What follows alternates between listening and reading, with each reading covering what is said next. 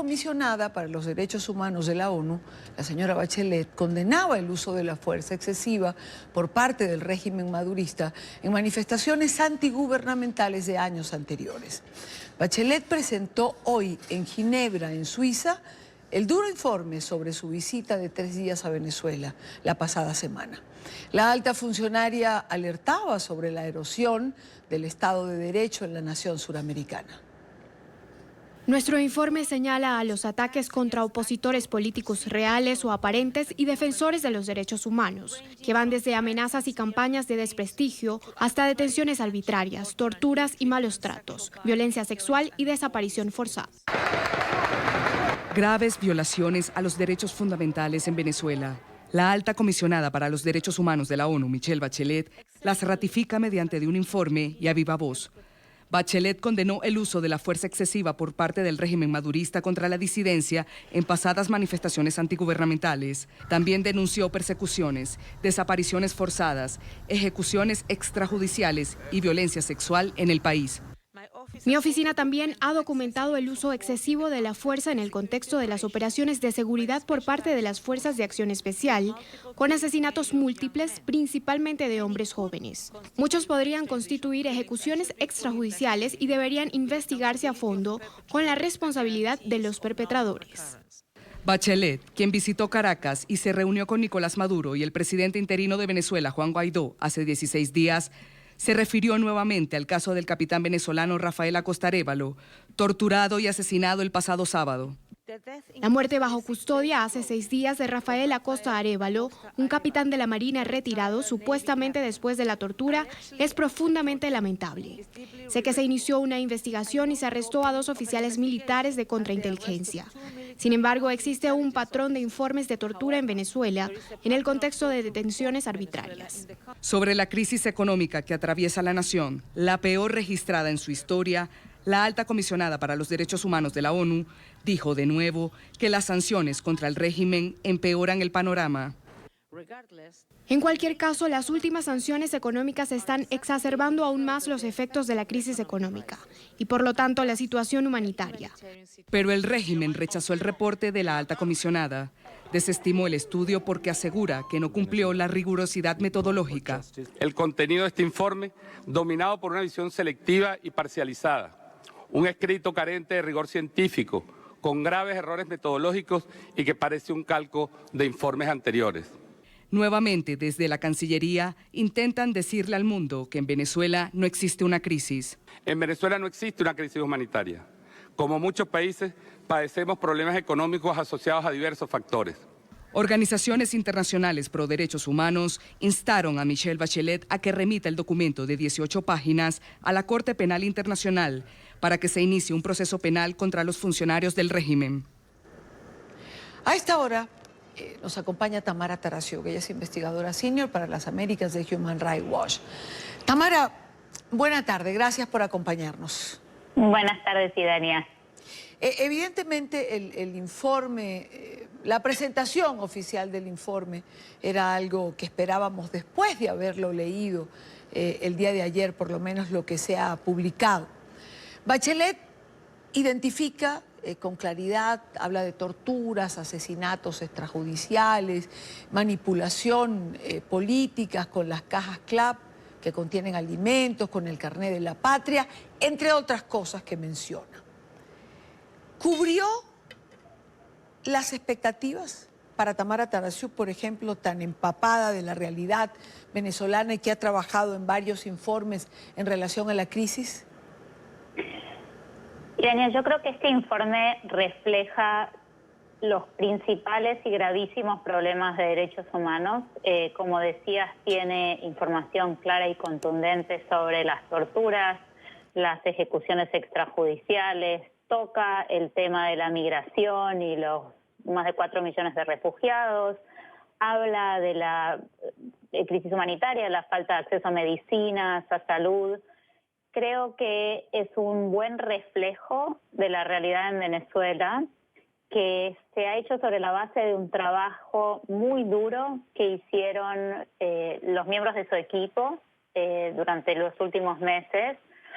Creo que falló en la recomendación, porque este diagnóstico requiere una acción mucho más contundente del Consejo de Derechos Humanos que la que recomienda el informe de Bachelet, que por lo demás ya fue recomendada en un informe previo de su oficina. Entonces lo que esperamos es que toda esta información, por un lado, sirva para movilizar al Consejo de Derechos Humanos para que adopte en septiembre una resolución y cree una comisión de investigación, que es una estrategia del Consejo para los casos más graves de violaciones de derechos humanos.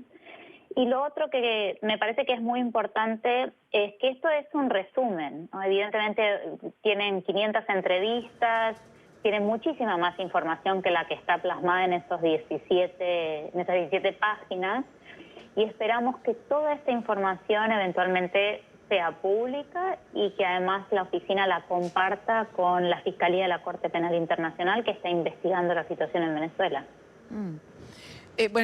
Varias cosas, Tamara, de las que me estás diciendo.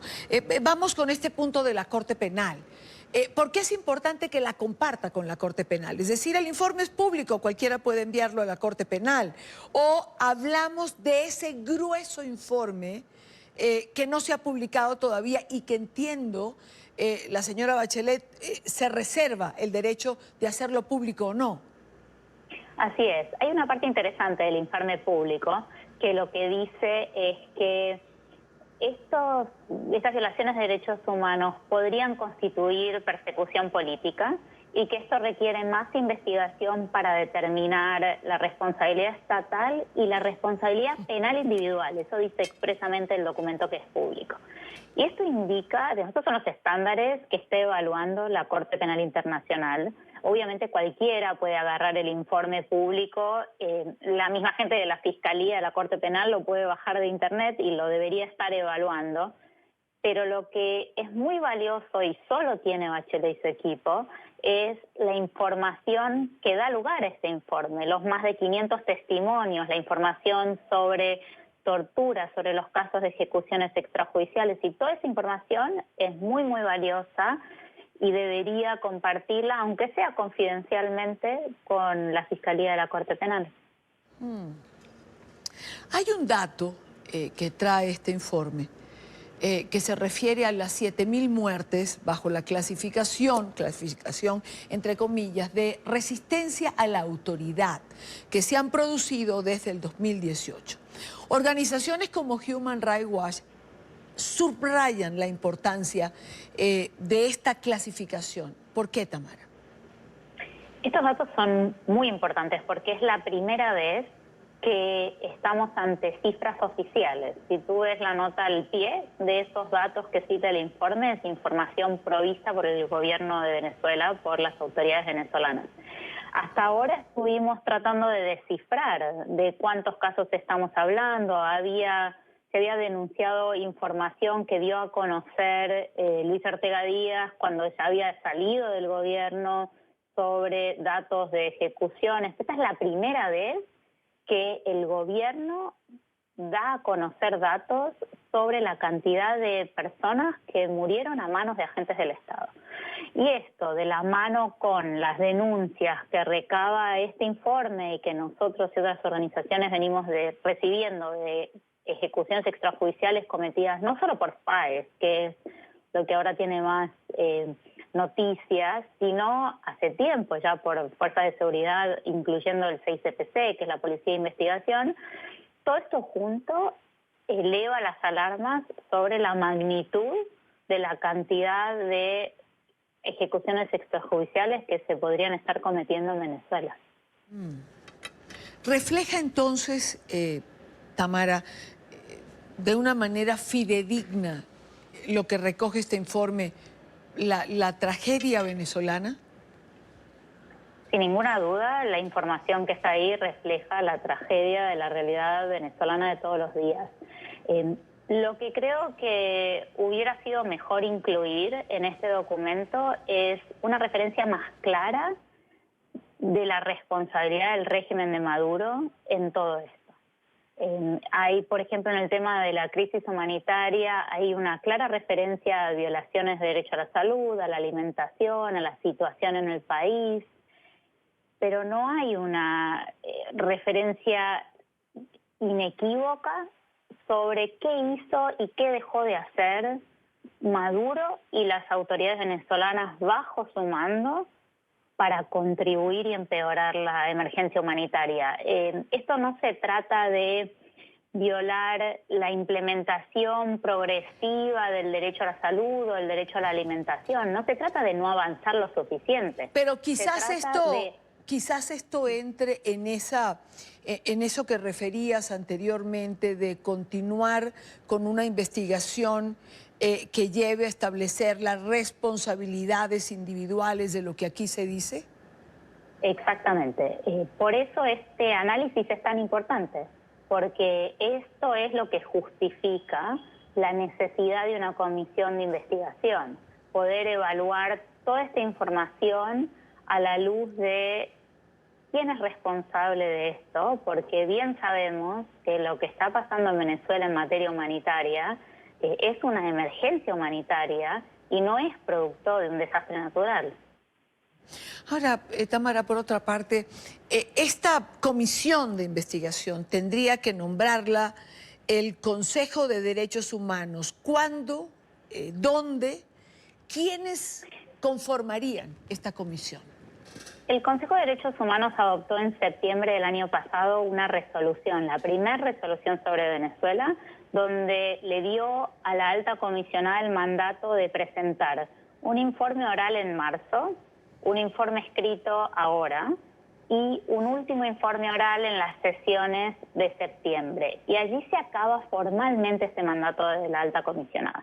Entonces sería en septiembre el momento en el cual la Comisión de Derechos Humanos establezca una nueva resolución en la cual crea esta comisión de investigación, el Consejo de Derechos Humanos, perdón, crea una nueva comisión donde personas independientes tengan el mandato de investigar las gravísimas violaciones de derechos humanos que ha ocurrido en casos como Siria en el mundo. Una última pregunta, Tamara. Hay una crítica que se hace a este informe, quienes hacen las críticas. Señala, de alguna manera, legitimar políticamente al régimen como un interlocutor al establecer un plan de trabajo de 2 años y una evaluación dentro de 6 meses. ¿Esta crítica es válida? Finalmente es el que está del otro lado, ¿no? Sí, el gran problema aquí es cuánta confianza tenemos en el interlocutor que tenemos del otro lado. Claro. Y el caso de Acosta, por ejemplo, el capitán Acosta, que fue torturado y asesinado en manos de las fuerzas de seguridad venezolanas, en el momento que Bachelet se estaba yendo de Caracas, creo que demuestra que el interés de las autoridades venezolanas de genuinamente trabajar con su oficina no es muy genuino.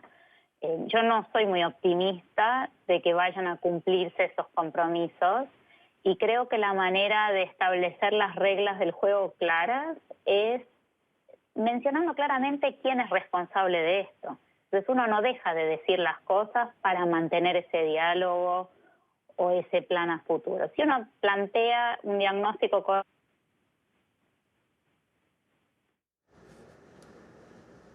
No escucho a Tamara Tarasiuk, he perdido su audio. Conversamos con Tamara Tarasiuk, investigadora senior para las Américas de Human Rights Watch, y hacemos una evaluación desde su punto de vista de lo que trae este informe, de su contenido, de la importancia y de lo que aquí en adelante pueda suceder o esté pautado en la hoja de ruta. ¿La tenemos? Lamentablemente perdí el audio, Tamara. ¿Decías? Yo lo que estaba diciendo es que me parece que es difícil confiar en las intenciones de las autoridades venezolanas y que el caso del capitán Acosta, que fue torturado hasta matarlo, Sí. días, en los momentos que Bachelet se estaba yendo de Caracas, demuestran que el interés no es muy genuino. Y la manera de evitar esta negociación es estableciendo claramente las reglas del juego. ¿Qué es lo que pasa y quién es responsable? Y sobre la base de eso pensamos cómo avanzar, no negociar en función de un diálogo o de una reconciliación, porque si no tenemos el diagnóstico claro, esas negociaciones no van a funcionar. Claro, evidentemente. Tamara, como siempre, muchísimas gracias por estar con nosotros. Muchas gracias a ustedes. Bueno.